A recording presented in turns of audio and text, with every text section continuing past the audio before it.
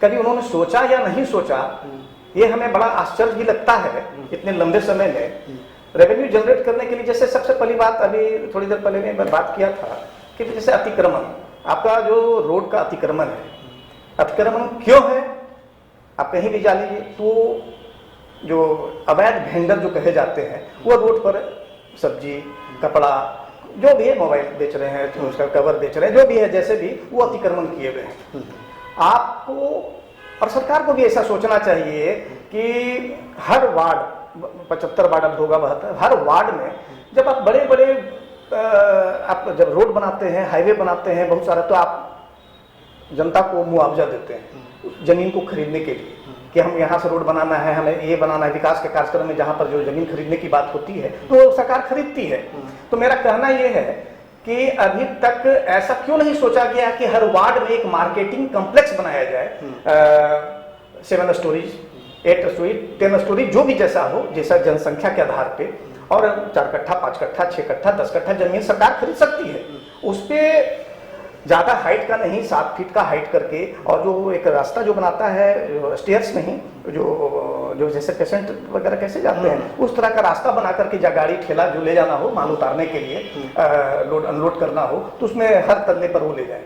उसमें जो बनाए, उसमें बाहर में पार्किंग हो, डस्टबिन हो, कूड़ा फेंकने के लिए एक शौचालय कम्प्लेक्स हो, और जो छोटा छोटा 5x5 का या 5x8 का जो भी बना के उसमें एक लॉकर का सिस्टम दे दे, पानी, स्वच्छ पानी के लिए वहाँ उपाय कर दें। सारे वेंडर को कहें कि इस वार्ड में जितने भी हो अवैध वेंडर हैं, उस मार्केटिंग कम्प्लेक्स में जाकर अपने अपने उनको अलॉट किया जाए, और रेवेन्यू वहाँ से भी पैसा आएंगे। एक दिन आज से 2 साल 3 साल पहले सुना था कि जापान में लैंडस्लाइड हुआ, रोड धंस गए, रोड पहाड़ के किनारे में था, तो उसको 24 घंटा के अंदर पूरा पता ही नहीं चला कि लैंडस्लाइड हुआ था या नहीं हुआ था। लेकिन यहाँ पर क्या है कि टाइम बाउंड कुछ नहीं है, आपका चैम्बर खुला हुआ है, आपका सप्लाई वाटर नाला के नीचे से गुजर रहा है, फटा हुआ है, आपका कहीं पर पानी फेंक रहा है, जल जमाव बनी हुई है। हालांकि पटना वासियों में भी कुछ कुछ है कि वो बोलते नहीं है, बहुत सीधे हैं, बहुत प्यारे हैं, उनको कोई मतलब ही नहीं लगता, छींटा पड़ जाए। लेकिन मैं एक चीज कहना चाहता हूं, उनको भी सजग होना ही चाहिए, और बात पार्षद तो खैर कहने ही नहीं है, बहुत, जबकि उनको तुरंत एक्शन लेना चाहिए एक टाइम बॉन्ड पे। अब चैम्बर खुला हुआ है, जब तक कोई जनता उसमें गिर के शहीद नहीं हो जाएगी या दुर्घटनाग्रस्त नहीं हो जाएगी, गाड़ी लेके गिर जाएगी, तब तक एक्शन में नगर निगम नहीं आती है। नमस्कार, बुलेटिन ऑफ बिहार में आपका स्वागत है। आज हम बात करेंगे पटना नगर निगम के मेयर के भावी प्रत्याशी चंदन कुमार जी से। चंदन जी, आपका बहुत बहुत स्वागत है हमारे चैनल में आने के लिए। चंदन जी, शुरुआत यहीं से करते हैं। पटना नगर निगम का चुनाव बहुत ही खास चुनाव है। पहले तो यह बताइए कि आपके दिमाग में ये चीज़ें कैसे आई और क्यों आई? बहुत बहुत धन्यवाद कि आपने मुझे बुलाया। जी धन्यवाद। मैं विगत आपको मैं एक बताना चाहूँगा कि राजनीति के क्षेत्र में तकरीबन 2003-04 से मैं एक पॉलिटिकल पार्टी से जुड़ा हुआ हूँ, आज भी हूँ, और लंबे समय से मैं उसमें एक अहम पद पे भी हूँ और काम कर रहा हूँ। और मेरे दिमाग में ये जो आप मेयर की जो बात आप बता रहे हैं, जो कि डायरेक्ट, ये पहली बार बिहार सरकार ने जो नियम में बदलाव किया है कि मेयर का जो चुनाव होगा direct, it will be elected by the people of Patna, और चुने जाएंगे। और इसमें मुझे एक महत्वाकांक्षा अंदर से लग रहा था कि बहुत सारा काम जो ऐसा है जो पटना में, क्या वो लोग सोचते हैं कि नहीं, जो पिछले मेयर जो हैं अभी वर्तमान में है, जो पीछे रहते रहे हैं, अभी तक बहुत सारा काम करने की ज़रूरत है और हुआ नहीं है। और अंदर से मेरे में भी थोड़ा समाज सेवा का जो ये था, पहले से दिमाग में चल रहा था, कहाँ मैं एडजस्ट करूँगा, कहाँ से ये करूँगा। तो आज मुझे एक मौका मिला है, तो मैं सोचा कि चलिए। पटना नगर निगम का चुनाव, या आप कह सकते हैं कि पूरा बिहार के सारे नगर निगम के जो चुनाव हैं उसमें मेयर का चुनाव अब डायरेक्ट जनता ही करेगी जी। इस चीज़ को किस रूप में देखते हैं आप? यह भी एक बढ़िया है, और इस लंबे समय में विगत 25-30 सालों में बहुत कुछ बदल चुका है। यहाँ हॉर्स ट्रेडिंग का मामला ज़्यादा है, व्यापारी वर्ग व्यापारी बनकर लोग आए हैं, जी। बड़े बड़े माफिया, बड़े बड़े हर तरह के जो भी हैं, उतना मैं नहीं कहूँगा, लेकिन ये जनता को भी मालूम है। और वो लोग चुने जाते थे किनके द्वारा? कॉर्पोरेटर के द्वारा, वार्ड पार्षदों के द्वारा। वार्ड पार्षद जो भी होते थे, अब तो सुनने में बहुत मिलता था कौन कितना पैसा खर्च कर रहा है, कौन ये कर रहा है, बहुत सारा तोल मोल जोल होने लगा था। तो इसमें बड़ा अफसोस की बात है, पटना वासियों के लिए भी थी कि ये हो क्या रहा है। हमेशा मेयर का जो कार्यकाल इधर 25-30 सालों से मैंने देखा है, यह मेयर और आयुक्त के बीच में वाद विवाद ही बना रहा है।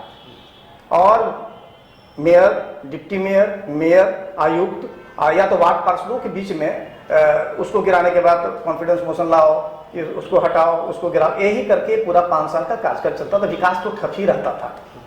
5-10% विकास के लिए कहीं कुछ पीसीसी हो गया, कहीं चैम्बर बन गया, ये बन गया, यही सब हुआ करता था। बाकी तो विवाद में ही ये जाया करता था। लेकिन ये पहली बार पटना वासियों को एक बार मिला है कि खुद आप मेयर, आप खुद चुनेंगे, मेयर और डिप्टी मेयर दोनों को खुद चुनेंगे। एक अच्छा मौका है, सरकार ने इसमें नियम बदलाव के अच्छा किया है, समर्थन करते हैं। चंदन कुमार को ऐसा नहीं लगता कि कहीं ना कहीं अगर जब डायरेक्ट जनता चुनेगी मेयर को, तो अब पार्षदों की जो मतलब एक इम्पोर्टेंस होती थी वो घट जाएगी? नहीं, पार्षदों की इम्पोर्टेंस कैसे घटेगी? आप आज 72 वार्ड हैं यहाँ, 3 बढ़ने वाले हैं, 75 वार्ड रहेंगे। तो आपको मालूम होना चाहिए कि किसी भी क्षेत्र के विकास के लिए वहाँ का एक जनप्रतिनिधि ही होना ही चाहिए। तो ये वार्ड वाइज जो छोटे छोटे वार्ड्स जो हैं, जो भी हैं, इसमें एक जनप्रतिनिधि उनका वार्ड पार्षद के रूप में काम करते हैं। और बिना वार्ड पार्षद के उनको पता चलना चाहिए कि योजनाएं क्या हैं, क्या प्रॉब्लम्स है, कहाँ हमें काम करना है,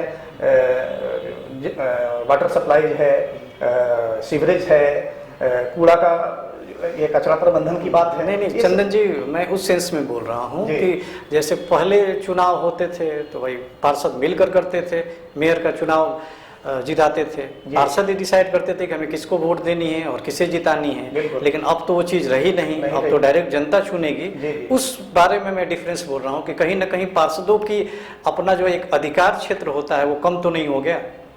पार्षदों का अधिकार क्षेत्र किस चीज के लिए? क्या वो मेयर बनने या डिप्टी मेयर के लिए उनका अधिकार अब नहीं रहा है? इस चीज की बात, हाँ, इस चीज की बात कर रहा हूँ। नहीं, वो हॉर्स ट्रेडिंग हुआ करता था। जो उसमें जो पैसे वाले कैपिटलिस्ट होते थे, जो मसल्स पावर होते थे, वो अपने उसका नाजायज फायदा, वो गलत फायदा उठा करके वार्ड पार्षदों को खरीदने का काम किया करते थे। मैंने देखा, सुना, सब कुछ देखा, सामने तो नहीं देखा, लेकिन यही सुनने में आया है। हाँ, वहाँ फिक्स हो गया, उसको लेकर के कोई होटल में चले गए, 10 लेकर वहाँ चले गए, ये सब चीजें देखने को मिलती थी। तो अच्छा है, अब तो मेयर जाएगा, अब तो वो अपने काम के प्रति ज्यादा ध्यान लगाएंगे। अब वहाँ कंसंट्रेशन उनका रहेगा हर वार्ड पार्षद का। और मेयर जो बनेंगे, जो जनता के द्वारा चुनी जाएंगे, डिप्टी मेयर डायरेक्ट जनता के द्वारा चुने जाएंगे, वो ज्यादा बेहतर होगा। अच्छा, कचरा प्रबंधन, होल्डिंग टैक्स, जी, खासे आपके नगर निगम के लोग रहते हैं, आपका क्या तर्क है इस पर? होल्डिंग टैक्स गवर्नमेंट लेती है, म्यूनिसिपलिटी लेती है, ठीक है, बढ़िया है। और स्क्वायर फीट के हिसाब से वो जो जैसा होता है वो उससे रेवेन्यू जनरेट करने के लिए जरूरी भी है, उनको सुविधाएं देना है, होल्डिंग टैक्स लेगी। कचरा प्रबंधन का जो शुल्क है, कचरा प्रबंधन शुल्क है, जो अभी स्पैरो जो संस्था जो काम ऑर्गेनाइजेशन यहाँ पर जो ली हुई है, प्राइवेट संस्था जो है, वो काम कर रही है, बेहतर काम कर रही है, अच्छा काम कर रही है, मैं भी देख रहा हूँ। और जो शुल्क की बात है, शुल्क ले रही है, कोई ज़्यादा शुल्क ऐसा नहीं है कि बहुत लोड पड़ा हो नागरिकों पर। बढ़िया है, रेवेन्यू रहेगा, जनरेट होगा, फंड रहेगा, विकास होगा। आपको क्या लगता है कि पटना नगर निगम, जैसे आप मान लीजिए बीएमसी है जो कि महाराष्ट्र की नगर निगम हो गई, वो काफ़ी रिच नगर निगम समझी जाती है, रेवेन्यू जनरेशन का उनके पास बहुत सारे तरीके हैं। अगर उस हद से कंपेरिजन किया जाए तो पटना नगर निगम में रेवेन्यू उतना नहीं है। तो रेवेन्यू को इंक्रीज करने के लिए आप एज अ मेयर जब चुनाव लड़ने जा रहे हैं तो आपके पास क्या प्लान है? हाँ, प्लान बहुत सारे हैं। पहले तो मैं ये बताऊं कि मैं फाइनेंशियल कैपिटलिस्ट नहीं हूँ, ना मैं कोई मसल्स पावर हूँ। और मैंने एक सोचा, एक महत्वाकांक्षा था समाज सेवा करने का, मैं इसको पूरा करने की चाहत रखता हूँ। अब वो तो जनता पर डिपेंड करता है कि मैं बनूंगा नहीं बनूंगा। Build the Castle's in the sky वाली बात है, ख्याली प्लाव। तो कहने का मतलब ये है कि हम ऐसा सोचते कि अभी तक जो मेयर हुए, आयुक्त जो नगर आयुक्त आए, नगर विकास आयुक्त जो भी रहे, कभी उन्होंने सोचा या नहीं सोचा, ये हमें बड़ा आश्चर्य भी लगता है इतने लंबे समय में रेवेन्यू जनरेट करने के लिए। जैसे सबसे पहली बात, अभी थोड़ी देर पहले मैं बात किया था कि जैसे अतिक्रमण, आपका जो रोड का अतिक्रमण है, अतिक्रमण क्यों है आप कहीं भी जा लीजिए, तो जो अवैध वेंडर जो कहे जाते हैं वो रोड पर सब्जी, कपड़ा, जो भी है, मोबाइल बेच रहे हैं, तो उसका कवर बेच रहे हैं, जो भी है, जैसे भी, वो अतिक्रमण किए हुए हैं। आपको और सरकार को भी ऐसा सोचना चाहिए कि हर वार्ड, 75 वार्ड अब होगा 72, हर वार्ड में जब आप बड़े बड़े आप जब रोड बनाते हैं, हाईवे बनाते हैं बहुत सारा, तो आप जनता को मुआवजा देते हैं जमीन को खरीदने के लिए कि हम यहाँ से रोड बनाना है, हमें ये बनाना है। विकास के कार्यक्रम में जहाँ पर जो जमीन खरीदने की बात होती है तो सरकार खरीदती है। तो मेरा कहना ये है कि अभी तक ऐसा क्यों नहीं सोचा गया कि हर वार्ड में एक मार्केटिंग कॉम्प्लेक्स बनाया जाए, 7 स्टोरीज, 8 स्टोरी, 10 स्टोरी, जो भी जैसा हो, जैसा जनसंख्या के आधार पे, और 4 कट्ठा, 5 कट्ठा, 6 कट्ठा, 10 कट्ठा जमीन सरकार खरीद सकती है। उस पर ज़्यादा हाइट का नहीं, 7 फीट का हाइट करके, और जो एक रास्ता जो बनाता है, स्टेयर्स नहीं, जो जैसे पेशेंट वगैरह कैसे जाते हैं, उस तरह का रास्ता बना करके, या गाड़ी ठेला जो ले जाना हो माल उतारने के लिए, लोड अनलोड करना हो, तो उसमें हर तल्ले पर वो ले जाए। उसमें जो बनाए, उसमें बाहर में पार्किंग हो, डस्टबिन हो, कूड़ा फेंकने के लिए एक शौचालय कम्प्लेक्स हो, और जो छोटा छोटा 5x5 का या 5x8 का जो भी बना के उसमें एक लॉकर का सिस्टम दे दे, पानी, स्वच्छ पानी के लिए वहाँ उपाय कर दें। सारे वेंडर को कहें कि इस वार्ड में जितने भी हो अवैध वेंडर हैं, उस मार्केटिंग कम्प्लेक्स में जाकर अपने अपने उनको अलॉट किया जाए, और रेवेन्यू वहाँ से भी पैसा आएंगे, एक रेवेन्यू जनरेट होगा, बहुत अच्छा पैसा आएगा। 72 वार्ड, 72 मार्केटिंग कॉम्प्लेक्स, और वहाँ सारी सब्जी वाले सब जो जो जो अपने अपने जो वासी हैं वार्ड के, वहाँ पर जाकर सब्जी लेंगे, फल लेंगे, ड्राई फ्रूट्स लेंगे, जो भी चीज़ के है वहाँ से कर लेंगे। वो वेंडर को भी वैध कर दिया जाएगा, उसका रजिस्ट्रेशन कर लिया जाएगा, और रोड भी आपका क्लियर हो जाएगा। दूसरी चीज़ कि लोग जब बड़े बड़े पदों पर रहते हैं और उनकी सोच कहाँ पर ये है कि हम लोग तो मीडिया के माध्यम से, टीवी के माध्यम से, पेपर के माध्यम से देखते हैं देश विदेश में। जैसे हमने कुछ दिन, आज से 2 साल 3 साल पहले सुना था कि जापान में लैंडस्लाइड हुआ, रोड धंस गए, रोड पहाड़ के किनारे में था, तो उसको 24 घंटा के अंदर पूरा पता ही नहीं चला कि लैंडस्लाइड हुआ था या नहीं हुआ था। लेकिन यहाँ पर क्या है कि टाइम बाउंड कुछ नहीं है, आपका चैम्बर खुला हुआ है, आपका सप्लाई वाटर नाला के नीचे से गुजर रहा है, फटा हुआ है, आपका कहीं पर पानी फेंक रहा है, जल जमाव बनी हुई है। हालांकि पटना वासियों में भी कुछ कुछ है कि वो बोलते नहीं है, बहुत सीधे हैं, बहुत प्यारे हैं, उनको कोई मतलब ही नहीं लगता, छींटा पड़ जाए। लेकिन मैं एक चीज कहना चाहता हूं, उनको भी सजग होना ही चाहिए, और बात पार्षद तो खैर कहने ही नहीं है, वो बहुत, जबकि उनको तुरंत एक्शन लेना चाहिए एक टाइम बॉन्ड पे।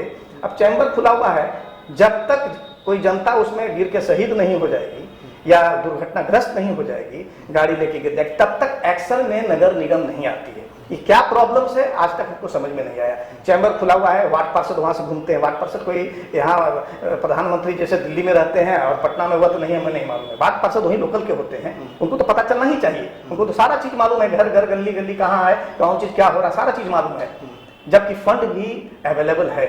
ऐसी बात नहीं है, अगर नहीं है तो आप रेवेन्यू जनरेट करने के लिए सोचिए, लेकिन पता नहीं कौन सी बातें हैं, क्या बात, और भी बहुत सारी चीजें हैं। चंदन कुमार शराबबंदी को कैसा मानते हैं?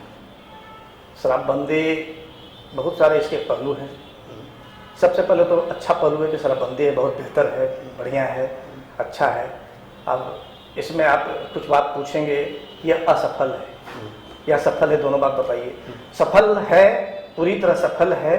असफल इसलिए है कि शराब बहुत अच्छे ढंग से उपलब्ध है, जब आदमी जो चाहता है मिल रहा है। ये आप पूछना चाहेंगे, मैं ऐसा आपके प्रश्न किए बिना मैं यही बात बता देता हूँ। यहाँ पर पहले तो सरकार जिनकी भी होती है, उनके जो विपक्ष होते हैं, और विपक्ष में जब होते हैं तो कुछ कुछ ऐसी कारगुजारियाँ लोग भी करते हैं कि वो भी करते हैं। और जो मैं एक माफिया शब्द जो अभी यूज किया था, जो शराब से, बालू से, शिक्षा से, अभी बीपीएससी का जो हुआ था, पेपर लीक। हाँ, सेटअप जिसको आज के डेट में कहते हैं, वो हमेशा वो पैसा को ये करते हैं। और वही सब है, नाम भी बता सकता हूँ, लेकिन अभी छोड़िए, जो कि जेल भी गए, दवा फैक्ट्री के मालिक भी रहे, इलेक्शन भी लड़े, बहुत सारी चीज़ें, कई माफिया।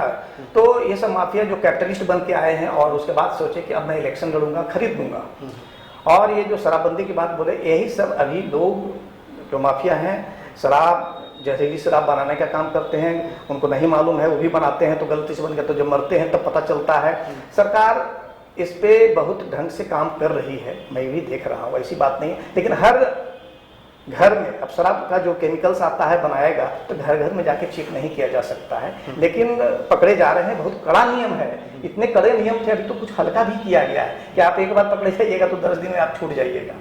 इसको तो घर मकान यहाँ पर सरकार उसको टेक ओवर कर लेने वाली बात भी कही थी, लेकिन सवाल उठता है कि इतने कड़े नियम को हल्का भी किया गया, लेकिन कहा जाता है कि ये बहुत सारे चीज़ अवैध हैं, गांजा, ये चरस वगैरह वगैरह। क्या आज तक इस देश में जहाँ जहाँ है चरस बंद है? इंटरनेशनली किसी भी देश में जो पूरी तरह है, चाइना भी बंद है, जो कि शूट आउट का ऑर्डर होता है, वहाँ सजा होता है, हांगकांग में ये है, लेकिन पकड़े जाने का, उसके बावजूद भी ये जारी है। कुछ तबके, कुछ ऐसे असामाजिक तत्व, बैड एलिमेंट्स जिसको माफिया कहते हैं, वह हर पैसे को शॉर्टकट में पैसा कमाने का जो तरीका है उसे बाज नहीं आते, ये हर जगह पाए जाते हैं। इनको खत्म करने की जरूरत है, एक कड़ा डिसीजन, निर्णय लेने की जरूरत है इस पर, और सजा का प्रावधान कड़ा होना चाहिए। ये जो छूटते हैं ना बेल से, उनको मालूम है कितने दिनों की इसमें सजा होगी, कैसे होगा, ये सब उनको मालूम है। जी। चंदन कुमार अपने आप को मेयर के और प्रत्याशी, जैसे आपके डब्लू श्रीवास्तव जी हो गए हैं, डॉक्टर अजय प्रकाश हो गए हैं, उनके कितना आगे और या उनके कितना बराबर मानते हैं आप अपने आप को? ना मैं किन्हीं के आगे मानता हूँ, न मैं किन्हीं के पीछे मानता हूँ। मेरा अपना विचार है, अपना विकास अगर उस तरीके का कभी बात आती है तो मैं अपने ढंग से, मैं अपने जो सकारात्मक रूप से जो विकास होगा, न्याय के साथ जो विकास कर सकते हैं, वो मेरे जेहन में है। ये कहने की बात नहीं है, मैं इसे अभी आपके स्टूडियो में इस तरीके से मैं नहीं बता पाऊँगा, लेकिन उनके क्रियाकलाप, उनके बातचीत से, उनके तौर तरीके से पता चल जाता है। आप उनके व्यक्तिगत निजी जिंदगी में जाएंगे तो क्या क्या उनके काम किए हैं, क्या नहीं किए हैं, कैसा सोचते हैं, उनके पड़ोसियों से पता चल जाएगा, उनके लोगों से पता चल जाएगा कि ये नकारात्मक रखते हैं कि ये कैसा काम कर पाएंगे। और तो जब आप आ जाते हैं उस जगह पे, तब वो बाद में पता चलेगा। जी, तकरीबन बुलेटिन ऑफ बिहार में मैंने वार्ड पार्षदों का करीब 35 से ज़्यादा लोगों के इंटरव्यू लिए। इन इंटरव्यूज़ में चूँकि वो सीधे आप लोग से रिलेटेड होते हैं, मेयर के चुनाव से भी, जी, कि कार्ड्स के मामले ले लीजिए आप, राशन कार्ड्स के मामले ले लीजिए, आयुष्मान कार्ड ले लीजिए, श्रम कार्ड ले लीजिए, यहाँ तक कि आधार कार्ड ले लीजिए, मजदूर कार्ड लीजिए आप, कन्या योजना हो ले लीजिए, आवास योजना हो गया, इन सब का लाभ तकरीबन 85% वार्डों ने नहीं उठाया है। इन सब जैसी जो बड़ी चीज़ें हैं, इनको कैसे ठीक कीजिएगा? पहले तो ये जानना जरूरी है कि इनके पीछे कारण क्या था कि 85% जो लोग जो जरूरतमंद है, जिनको ये चाहिए था, क्यों नहीं अभी तक उनको मिल पाया है।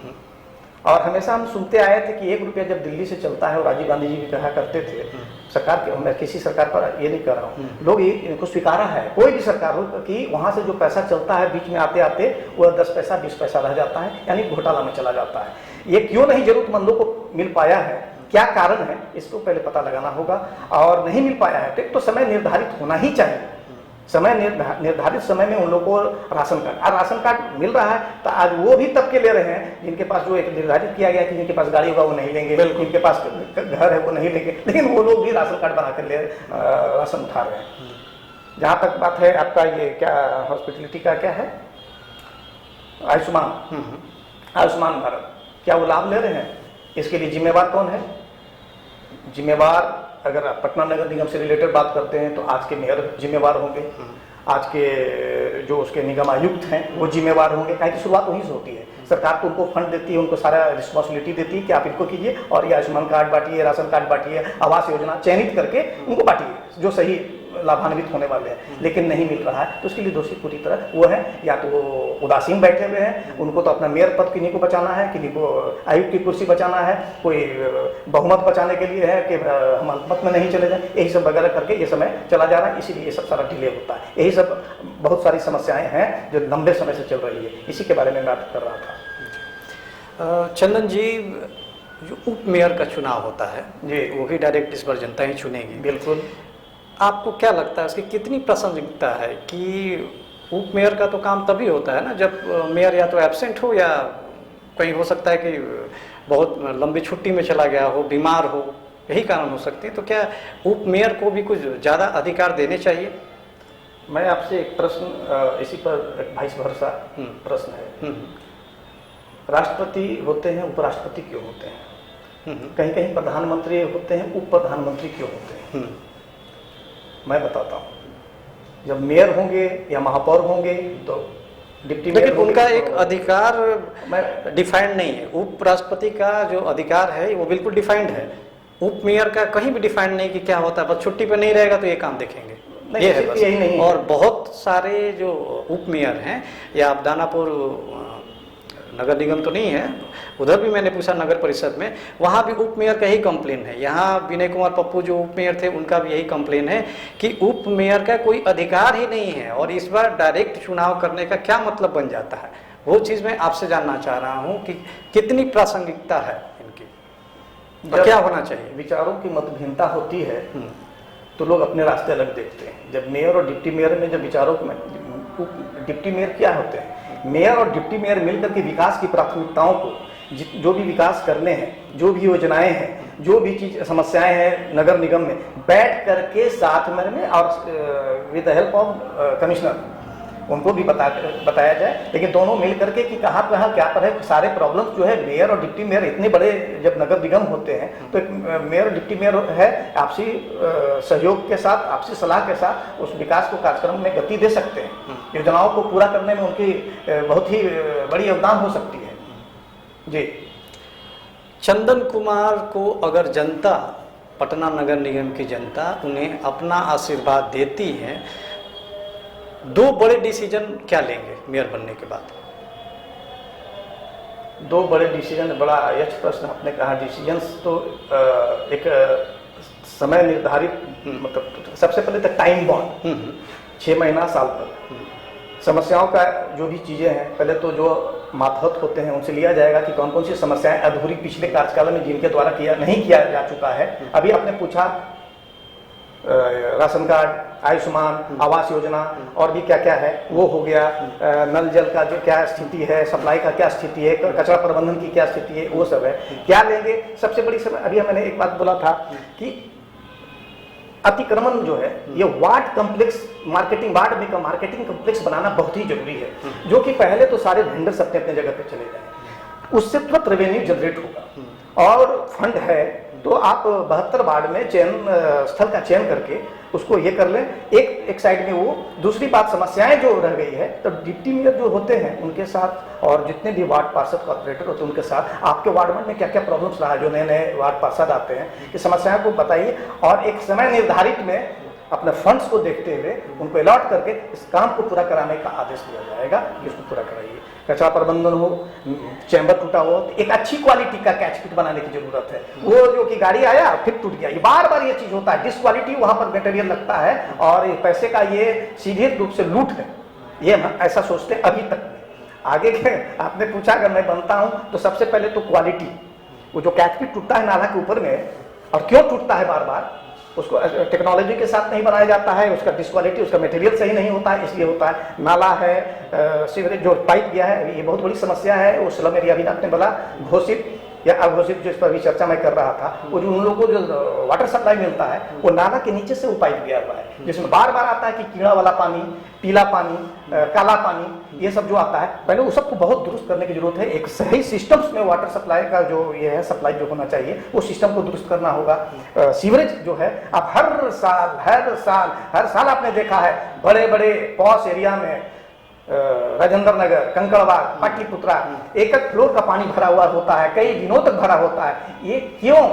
आपके पास कोई टेक्नोलॉजी नहीं था, आपके सीवरेज सिस्टम्स को क्लियर करने के लिए आपके पास कोई दिमाग नहीं है? पहले के राजा महाराजा कौन कौन सभ्यता था जो अपने सीवरेज सिस्टम को निकालने के लिए कितना स्मूथ पानी निकल जाया करता था, और इस मॉडर्न जमाने में जबकि हम कहां से कहां चले गए, अभी तक पानी जल जमाव की स्थिति बनी रहती है। ये तो हास्यास्पद है।